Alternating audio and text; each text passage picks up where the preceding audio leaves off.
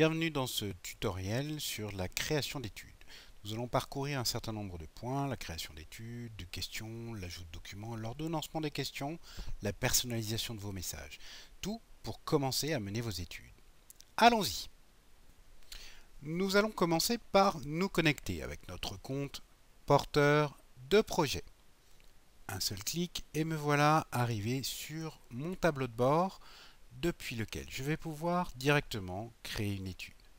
À cet instant, j'ai le choix entre copier-coller une étude existante ou bien créer une toute nouvelle étude, ce que nous allons faire immédiatement. Créer une étude sur Adocta se décompose en plusieurs parties. Cette vidéo se concentrera exclusivement sur la création du questionnaire. Vous verrez dans d'autres vidéos la sélection des panélistes, la confirmation d'études et enfin tout le process d'analyse des résultats. Mais sans plus attendre, créons notre première question. Nous allons dans un premier temps choisir le type de questions que nous souhaitons mettre en œuvre. Des questions ouvertes, des questions fermées à choix unique, ou encore des questions semi-fermées nous permettant à la fois de recueillir des données qualitatives et quantitatives. Posons notre première question. Que pensez-vous de notre produit? Une question ouverte, nous enregistrons notre question.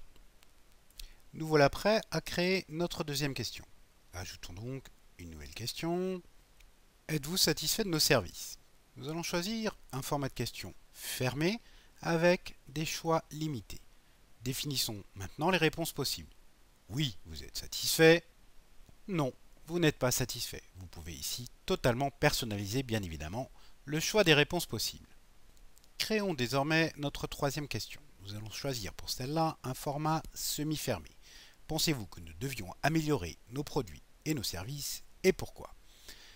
Les choix de réponse, oui, non, mais surtout, nous allons laisser ici la possibilité à l'utilisateur de justifier sa réponse. Nous allons laisser d'ailleurs ce commentaire comme obligatoire de manière à forcer ici une réponse. Sans plus attendre, testons notre questionnaire. Nous allons le voir ici exactement comme le verrait un panéliste.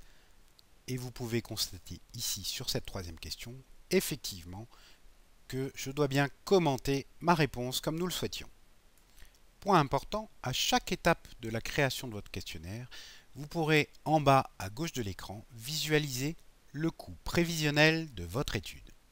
Ce coût est estimé en fonction du temps que le panéliste mettra à répondre à votre étude. Nous allons désormais enrichir notre première question.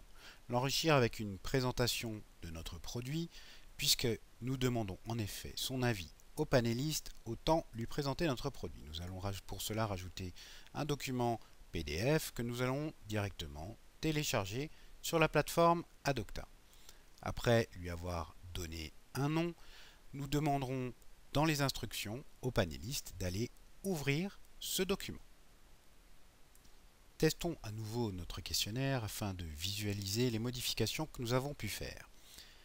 Première question.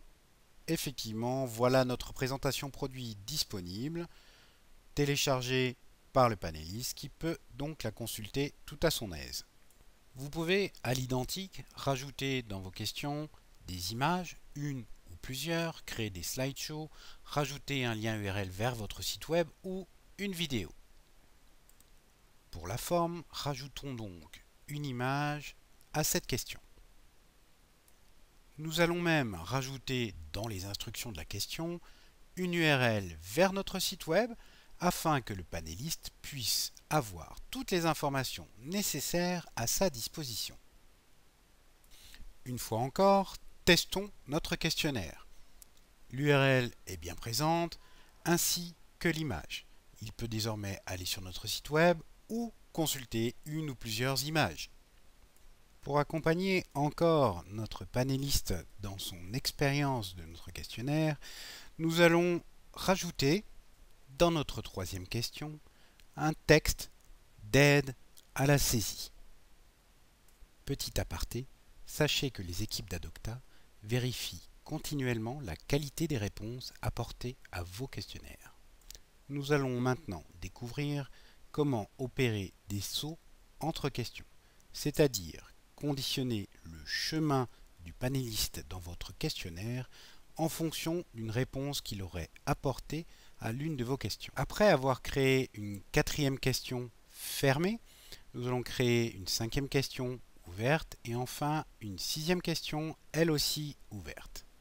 Je souhaite désormais faire en sorte que, selon la réponse apportée à la question 4, le panéliste soit dirigé soit vers la question 5, soit vers la question 6.